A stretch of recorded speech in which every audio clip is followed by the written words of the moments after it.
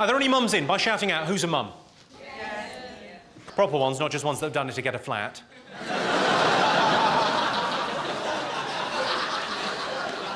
I'm kidding, we all love mums. You know, mums are great. They're the great unsung heroes of our society. They do so much for so little. What do mums ever get? All they ever get is, you know, not even a thank you, just Mother's Day. Mother's Day's rubbish, isn't it? It's like a Toblerone from the garage or some flowers from a lamppost. What? I think it's all right to give your mum flowers you've taken from a lamppost where there's been an accident. Because if you think about it, you wouldn't do that if she'd brought you up a little bit better. It's her fault. At what point, and really I'm asking the men, at what point do you get paranoid about receiving enlarge your penis emails? It's not just me getting them, is it? It's just I'm currently getting about 10 a day. 8 of them are from my girlfriend. The 2 from my mum that really hurt. It's a rather pitying look you're giving me there, madam. I don't need your pity, frankly. I'm not particularly well hung, but I don't mind admitting that. I'm not embarrassed or ashamed, because I know that any woman that thinks being well hung is important is just shallow. Maybe that's not quite the right term to use.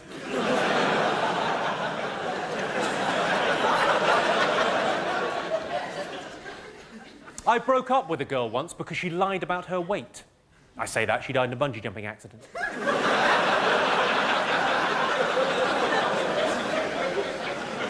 You see, because she was heavier and... Has anyone got anything he could be colouring in? I've always liked swearing. I'm a big fan of swearing, especially sort of middle-class, polite swearing, the sort of swearing parents do in front of the kids to pretend they don't swear. Terms like effing. We all know it means fucking, but it's a nicer way of saying it, isn't it? I've got a story about this. I was at a wedding with my friend Craig. He's Scottish. He swears a lot. Actually, I don't need to say both of those things. Anyway, we're all suited and booted at this very posh wedding on our very best behaviour. He leans across the table. He says, "Pardon my French." I thought we're in trouble here. I happen to know you don't speak French. You barely speak English. He says, "Pardon my French, but we all know Paul is an effing..."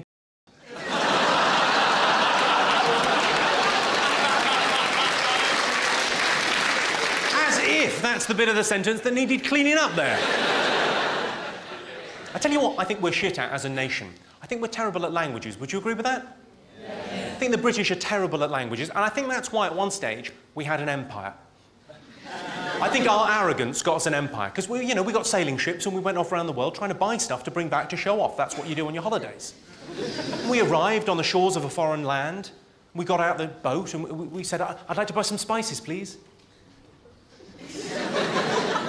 I'm getting nothing here, Jeremy. Say it a bit louder. Right you are. "I'd like to buy some spices, please." Still nothing. "Well, I'll fetch the muskets, we'll build a railway, in 200 years they can have a call centre."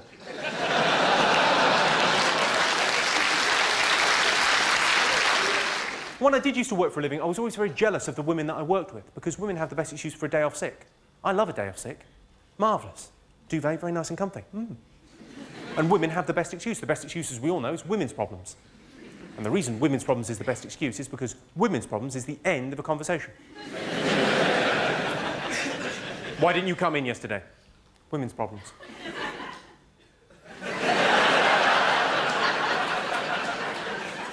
I like to think if I was the boss, things would be slightly different. Women's problems? Tits or fanny? Which is it? Maybe I could have a look.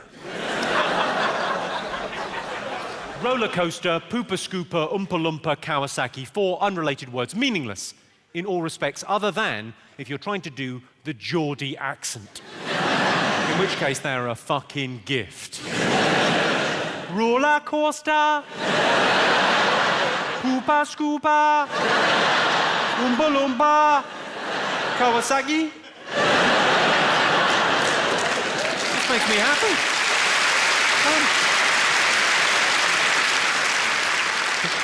All together. Roller coaster. Poopa scoopa. Oompa loompa. Kawasaki. Perfect. Are there any Geordies in? No, presumably they're outside with their shirts off fighting. But I wonder what the fellas are up to.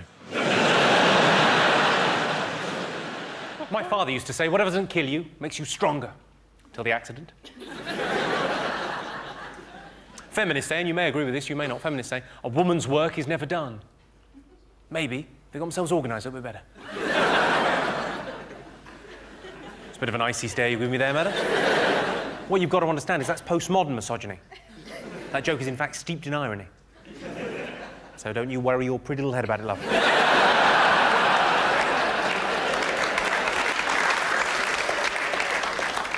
I had one of those serious relationship conversations the other week with my girlfriend where she sat me down and talked at me for about 6 hours.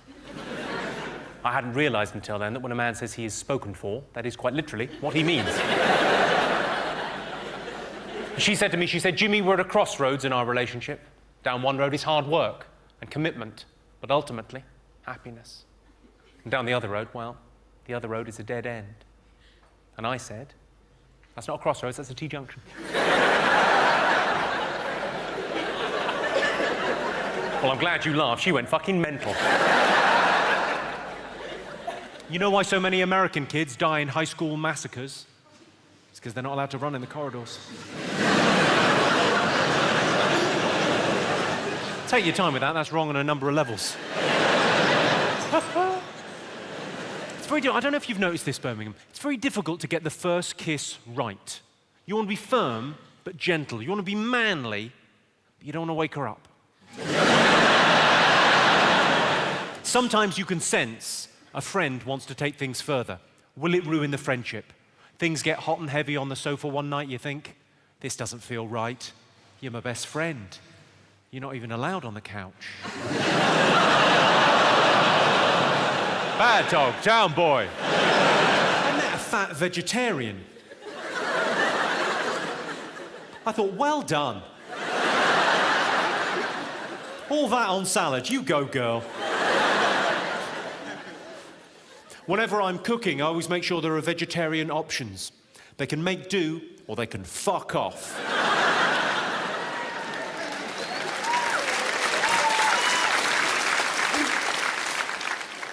There's a lot of problems in the world, so I like to do a little bit of problem solving every day, try and make the world a slightly better place. British women, that's you ladies, British women last year spent £280 million removing unwanted body hair. Surely it would be cheaper and easier just to move to Germany.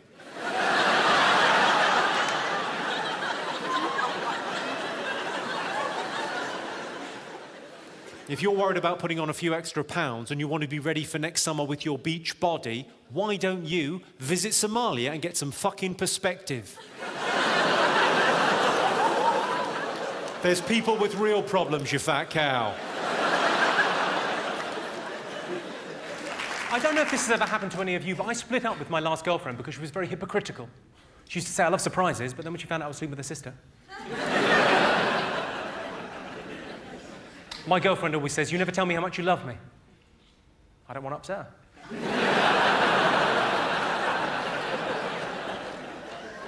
A couple of weeks ago, we were making love and she had an asthma attack.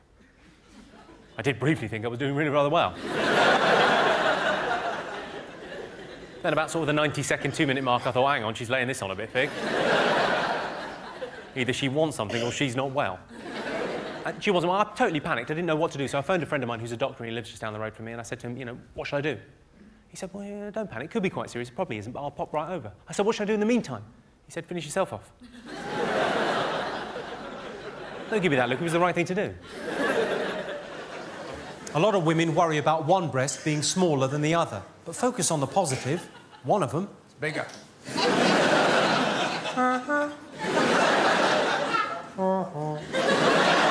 And we call that one our favourite. This is interesting. There's an evolutionary reason why men love breasts. It's because prehistoric men loved breasts. Have you noticed this, ladies? All men have got obsessive-compulsive disorder when it comes to boobs. Have you noticed that? All men have got OCD when it comes to breasts. No man has ever kissed and caressed a breast, yeah? All right, not a brilliant mime, I'm sorry. That looked like I was cracking a safe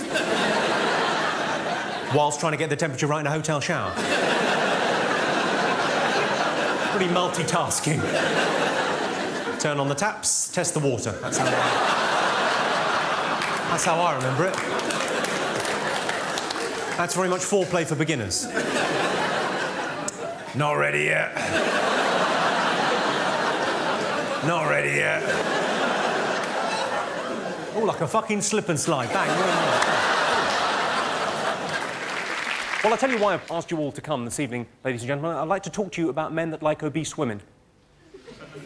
I'm not talking about men that like women with a fuller figure. That seems entirely normal, natural and right. More cushion for the pushing, as I believe people say. I think that's the expression. No, I'm talking about men that like women who can't leave the house fat. So, I'm not talking about anyone in here this evening. Unless, in order to get out, someone had to cut the side of the house off and there was some sort of winch involved. I'm not talking about people with water retention. I'm talking about people with cake retention. People that tell you they've got a thyroid problem. You say, oh, really, a thyroid problem? What are you taking for that? Pies?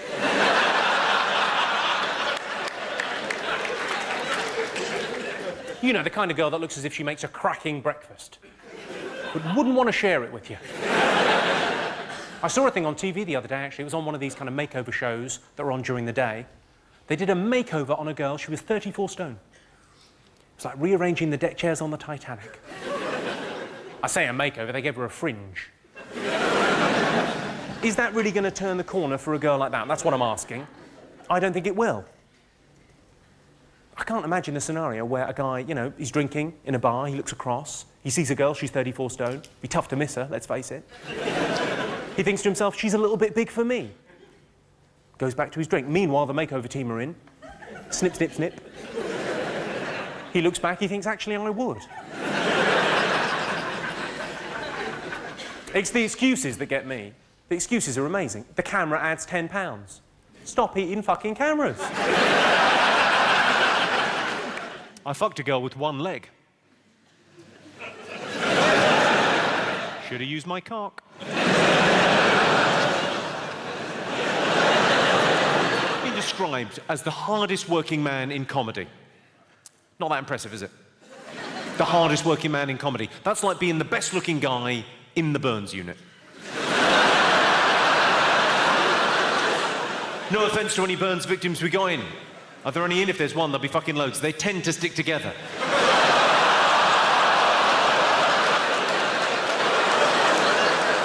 And we're off. Someone came up to me outside and went, I thought you'd be younger. I said I was. I'm 40 years of age, but girls still check me out. I wouldn't mind, but they're so bloody obvious about it, pointing and whispering. Stranger danger.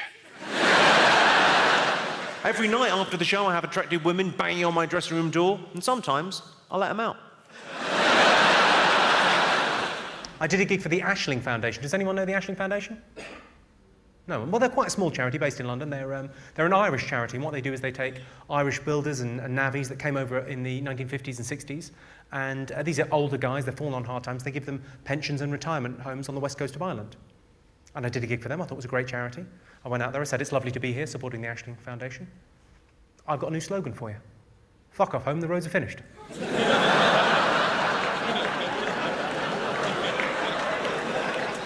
Apparently they're famous for their sense of humour. Oh no, they're fucking not.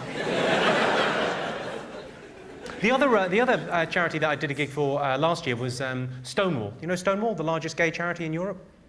I did a gig for them up in Edinburgh. I went on, I said, it's lovely to be here in Edinburgh. I'm not sure about supporting Stonewall. Sure, maybe if we raise enough money, maybe one day we'll be able to find a cure. But I'm not sure there's anything wrong with being gay. That was pretty much their reaction. Although they were slightly more theatrical.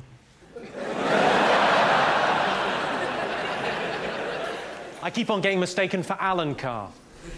So what I've done is I've stopped sucking men off.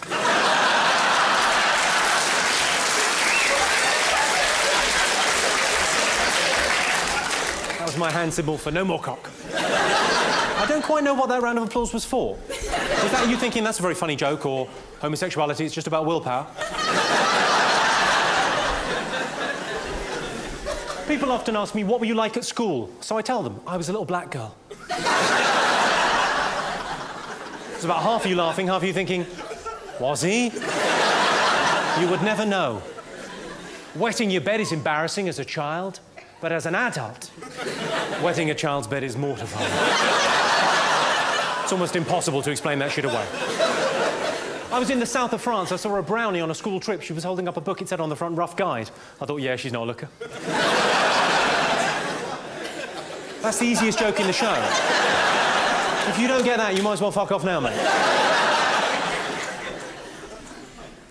3% of Britons never leave a tip, and they're known as the weirdos that live at the tip. I told my best friend I fucked his wife and got her pregnant. That cured his hiccups. There are a lot of obese children in Britain today, but focus on the positive. The pensions crisis is over. Come on, those tubby little fucks aren't going to see 40. Never mind 65. There's quite a lot of young people in. If you're young and your parents are getting divorced, it can be a very difficult time. But remember, it's not your fault. Your mum's a slag.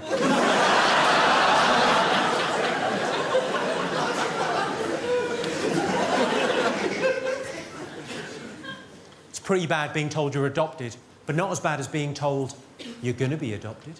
A lot of people like to smoke cigarettes after sex, but you can't buy cigarettes until you're 16, so I have to get them for both of us. I've got a friend that got into an argument with a barmaid from Sunderland. Long story short, he ended up calling her a fat, ugly Geordie.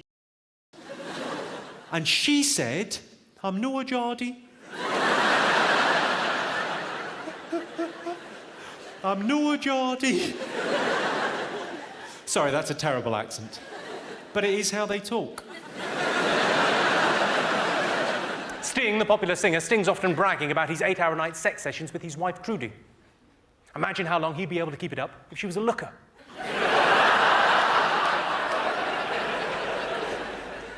In Japan, they believe that tiger penis improves fertility. But I think, if you really want to get pregnant, you're best off using a man's cock.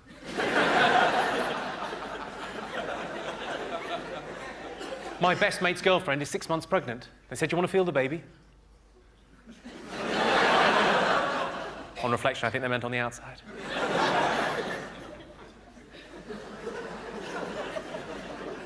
They say travel broadens the mind, except with Americans, which tends to widen the arse.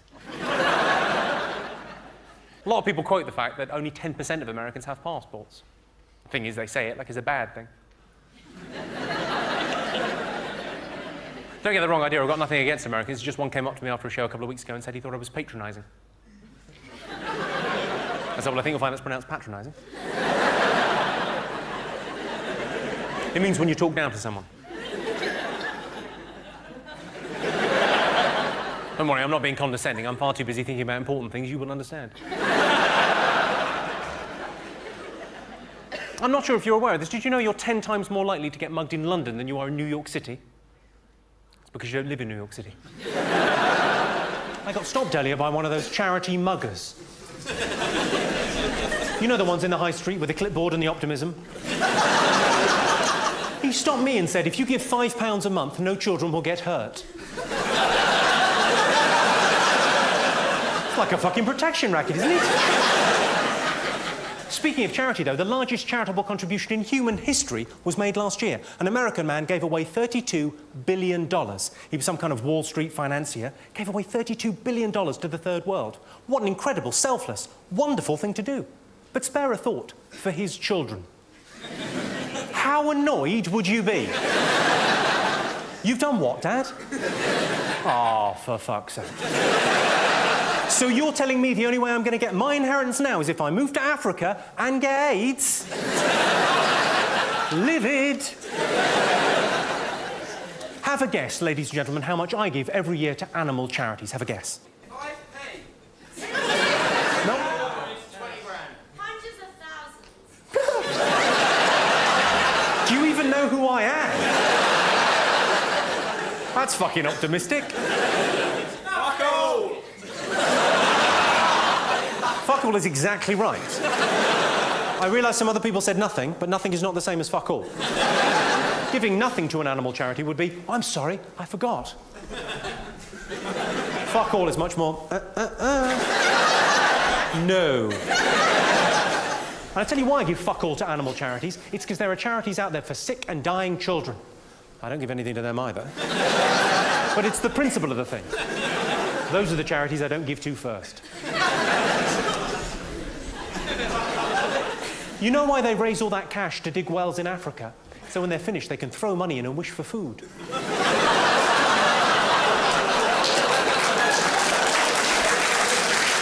Hello, I'm Jimmy Carr, and I don't want to impose on your day. I know you just watched a clip of me. You probably had enough of me already. But if you could like and subscribe, that would help me in some way, which I don't fully understand. I think basically if you like and subscribe, then down the line, I have a more comfortable retirement. I don't know.